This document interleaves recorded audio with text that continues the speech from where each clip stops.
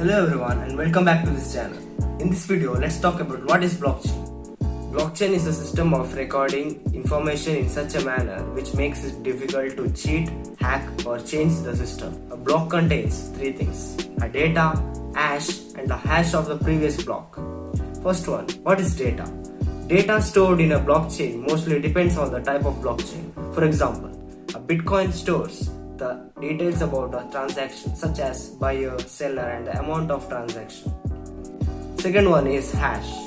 Hash can be said as the fingerprint in a block which describes or maps the block's data into a single value or fixed size. Next, third one is hash of the previous block. Hash of the previous block is effectively created in the chain of blocks, and this is the technique which makes blockchain more secure. Change in the value of hash will result in the blockchain to be invalid. The block creation time in Bitcoin is 10 minutes. Now let's see what are the uses of blockchain.